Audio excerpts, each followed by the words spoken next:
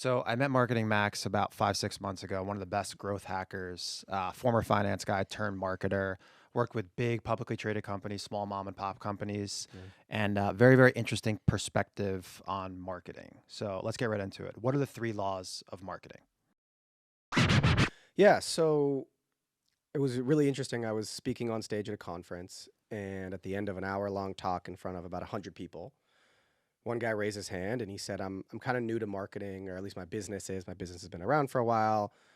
We're just getting started with marketing. Like, what are the most important things that I need to focus on and think about in order to really hit it out of the park and tee us up for the best possible chance of success with the money and the time that we're about to spend on marketing? And I don't know if lightning just struck me or whatever, but I kind of immediately thought, okay, the first most important thing, or as I like to call it, the first law of marketing. Hey, if you're an entrepreneur like me, you know firsthand how difficult it is to grow your revenue and find new customers for your business. That's why I've put all 3 of the laws of marketing into a short, completely free, no questions asked ebook that you can grab by tapping the link below. It features templates about how you can implement this yourself and a bunch of other goodies so that you can grow your business easier and with less stress today. So before you go any further, go ahead and tap that link below and grab the free breakdown of everything we're about to talk about in this episode. Outcomes. You have to speak in outcomes. And it's wild to me how many companies I've worked with. A couple 100,000 people read my newsletter every day. I consult a lot just in my DMs on replies to the emails.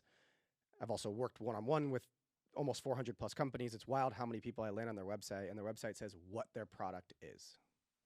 So if you sell a weight loss drug, let's say, it's like, we're the fastest working weight loss drug, or we're the cheapest weight loss drug. Or if you sell a t-shirt, it's like, we're the comfiest t-shirt. No one cares what your product is. It's like the biggest misconception. Everyone's so proud to say, I have the coolest t-shirt, I have the fastest working weight loss drug, or whatever. What they care is the outcome of buying your product or service. And the emotion probably tied to that.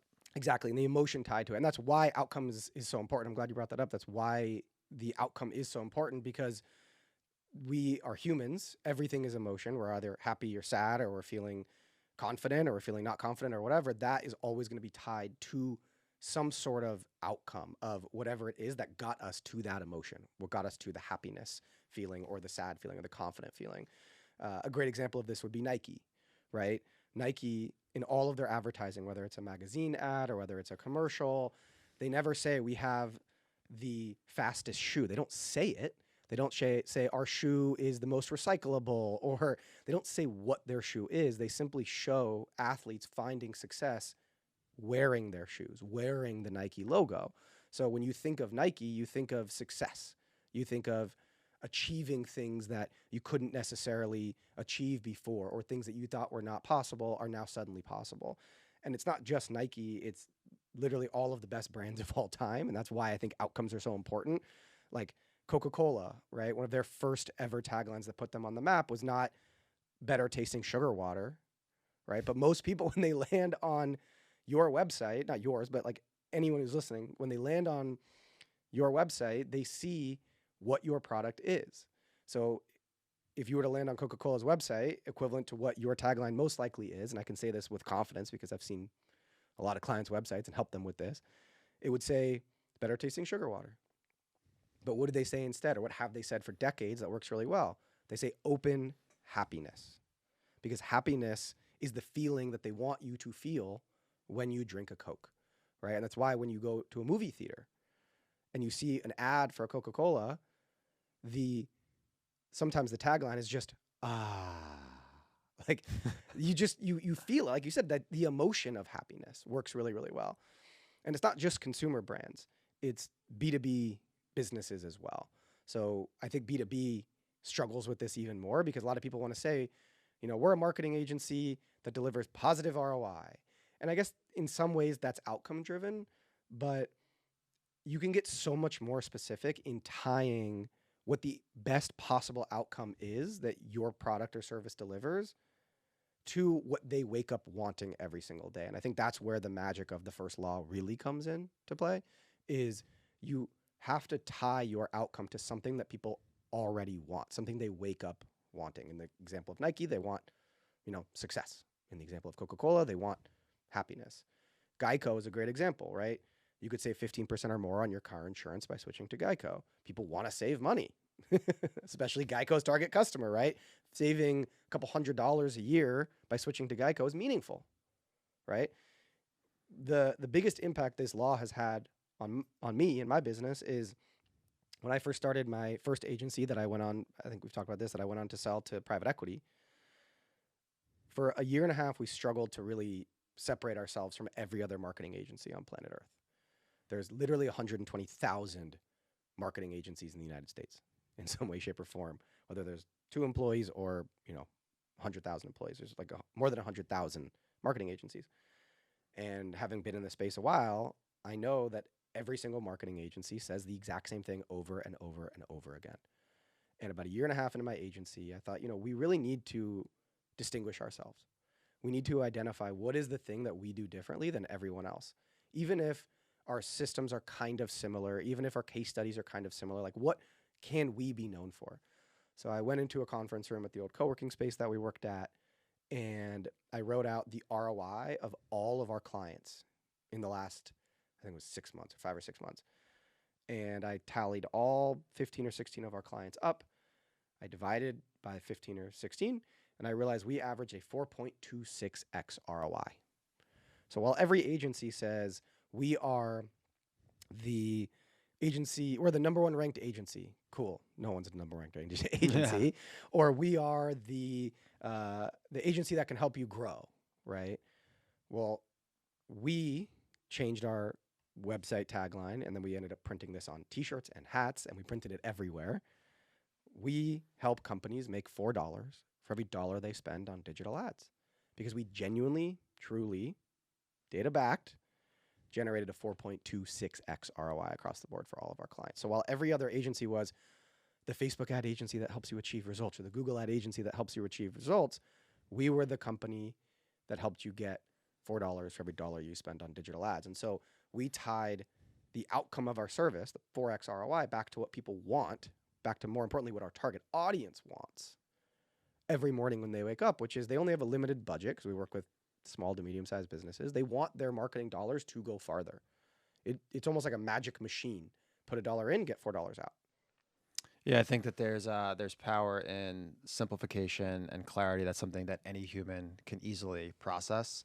And just looking at the landscape and just seeing from a positioning perspective, just how you could be different. Yeah.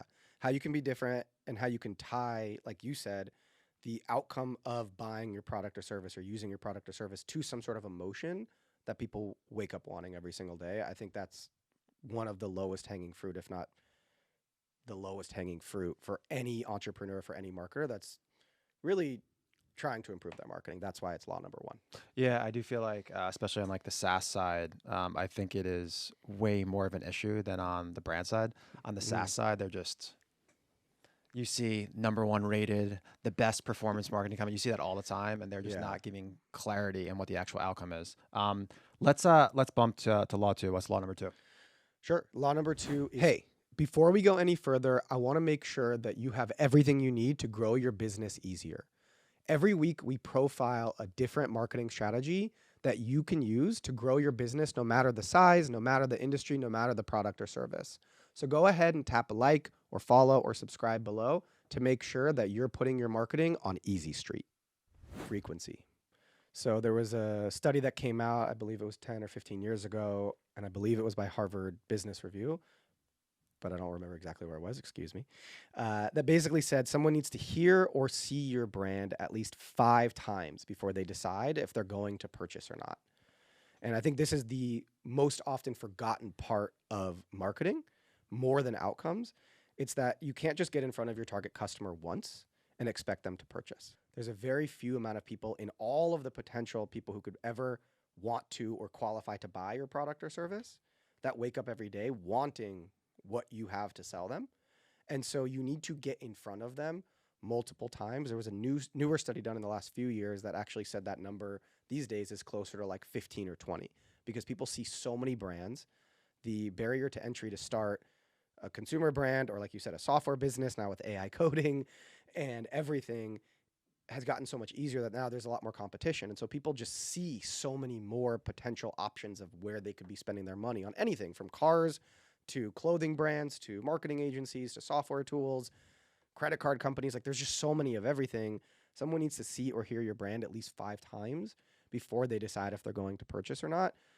I can't tell you how many Meta ad accounts I've audited where they've spent millions of dollars, but their highest frequency score, which is what Meta uses to determine how many times someone has seen your ads, is no higher than 3, oftentimes like 2.7, 2.8. And so just retargeting people multiple times with different messaging, right? And different value propositions and different objection handling content in your ads is the biggest missing piece between finding success and not finding success, no matter the size of your company, no matter what you're selling or anything else. People need to see that you are top of mind, or you need to stay top of mind with people. So contextually, what does that mean? Does that mean sending more emails, sending more text, posting more on social media? Like, what does that mean in context? I'm really glad you asked that. The short answer is all of it. The short answer is everything. I like to say to a lot of the clients I work with one-on-one is like, we need our core target audience to feel like you are everywhere. And so we go through this exercise of figuring out who their core target audience is. And so many entrepreneurs, they come to me and they're like, everyone. And it's like, no. Everyone is not your core. Like, who is your perfect person? Let's name them. Like, what is their name? Mm-hmm. What clothes do they wear? What influencers do they follow? And then from there, we can say, okay, they spend a lot more time on Twitter than they do on Instagram. Or they spend a lot more time on Instagram than they do on Twitter and LinkedIn. Or they're in their email inbox a lot. They get a lot of newsletters. And so once we've identified where our perfect ICP spends time, then it's a matter of staying super top of mind with that. So if your core target audience really spends a lot of time on Instagram, right, and we're launching a new product, or we're launching the business for a first time, or there's a big seasonal shift where it might be a good opportunity to sell a lot of product or service, we can work with all of the influencers on that platform. We can run a bunch of ads on that platform, and we can try to get that frequency score, not just on the Meta ads, but just in terms of how many times people have seen you in any way, shape, or form, as high as frickin' possible in a memorable way. That way, either, again, they're waking up saying, I don't necessarily need this, but when I do, I'm going to think of you first, or they're evaluating you versus your competitors in any industry, right? Literally, this works for every industry. You need to make sure that they think of you first and that you are super top of mind. And to bring back Geico, right? Geico spends about $1 billion a year on advertising. They're in and I watch a lot of sports. They're in every single sports commercial, more or less. I watch the NFL, I watch the NBA, I watch golf. They're everywhere. Why? That's because if I think, oh, I need new car insurance, I think of Geico. I don't think of Erie, Pennsylvania car insurance company, right? And I bring that up as a joke, but also because one of the talks I give a lot on stages is I put up a picture of Erie, Pennsylvania car insurance companies, which is like a real car insurance company. And I put up a picture of Geico, and I say, raise your hand if when you need car insurance, the first one you're going to Google is Erie, Pennsylvania car insurance company versus Geico. And everyone raises their hand on Geico. Why? Because they spend literally $1 billion a year to make sure that they are top of mind when they find you. And to answer your question, sorry if I'm going off on tangents or talking too much, but if you don't have a budget like Geico, which pretty much all of us don't, right? Posting on social is a great way to make that happen. I think newsletters is arguably the best way to make that happen, because when you post on social, and you know this better than me, only a certain percent of your followers are going to see your content, and you're playing this algorithm game. Every time I send out a newsletter to the couple 100,000 people that read my newsletter every day, 40 to 50% of them are actually going to open it and read it every single day. It's truly owned audience versus obviously rented audience on social. Something that you told me a bit ago, and I immediately implemented it, and it's probably 2x this specific part of my business, is there's organic kind of top of the funnel, a lot of people even to be considered. But once people do show intent, i.e. add to cart or give you their email, what your buddy taught you on the email side is just attacking. Because if someone adds the product to cart, they are telling you that I want to buy. And a lot of people out there, you know, they'll send a couple flows. It'll be a day later, 5 days later, 10 days later. But hitting them hard and hitting them early and often, if you just do any type of kind of simple cohort analysis, when someone opts in, the chances of them buying in that kind of, let's just say, first week are significantly higher, I think, unless you have a really, really high priced product. So when there's an opening, you got to attack. Yeah, I've actually never put that together with the second law, but maybe we can call that law 2.5, Yeah. right? Is like increasing frequency, like volume of frequency and touch points once someone has shown any level of intent. So if you're an ecom, right? Like you said, my advice to you was, hey, instead of making your abandoned cart flow every other day, make it literally every 12 hours, I didn't go every if 12 not hours. every 24. I went every single day. If you Yeah. okay, so you doubled it, right? You Yep. you said you doubled revenue from that flow by going instead of every other day to every day. I guarantee you, all but guarantee you, that if you went to 12 hours, you would probably go up to 2.5 or 3x increase. Because We could try that. because the moment and it doesn't work for every brand, right? You don't want to be pushy, kind of a higher sophisticated brand that you have, right? If not super high. But one of the really interesting things is the moment someone shows intent is the moment you start losing them, right? And so I always say at the end of a potential call with a potential client, everyone says, "Oh, send me the deck and I'll reach back out next week." If I don't either A, book the call with you, or B, email you every single day until you give me an answer, you're either going to ghost me or you're going to say, this isn't for me. Why? Because you're going to get off the phone with me. You're going to speak to 3 other potential people. One thing that someone else said might stick with you. And then when you go to bed that night, you're going to think, oh, I like them a lot. But you're going to forget the one thing from our conversation that stuck with you. And so staying top of mind as often as possible, once someone has shown any intent, like you said, in ecom, B2B, SaaS, whatever it is such a hack.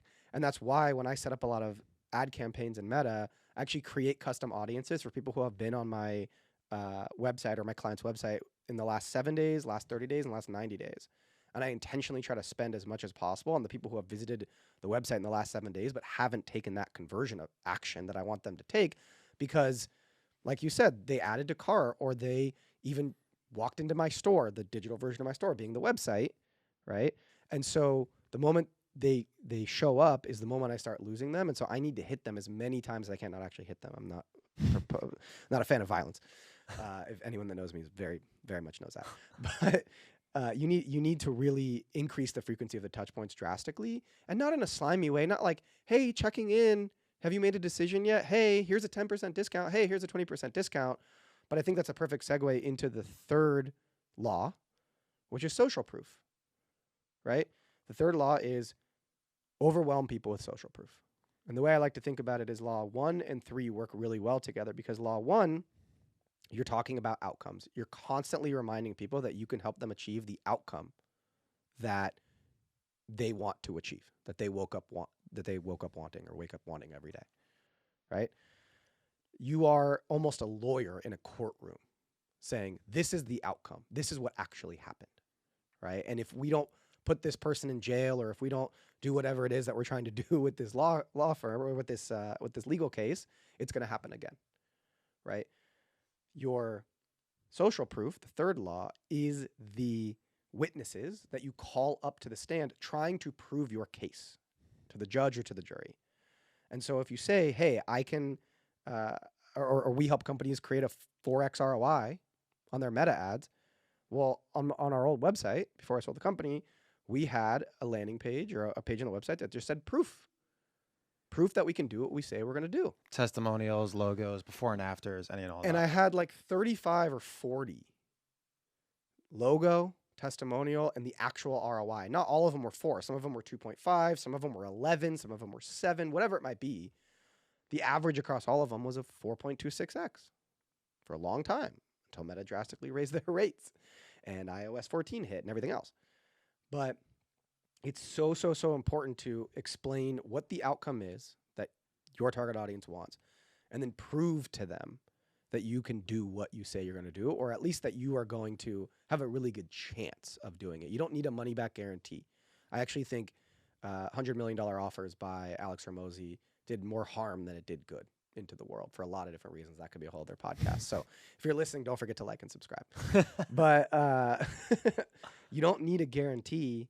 You just need to tell people that there is a specific outcome when you buy my product or service, when you decide to work with me or take this product or service into your home. And here is proof that there's a really good chance this is going to happen. And so again, going back to like the frequency thing and increasing the touch points once someone shows that intent, all of the people who land on my clients' websites, almost all, if a client's listening to this and I haven't set it up, I promise you there's a reason.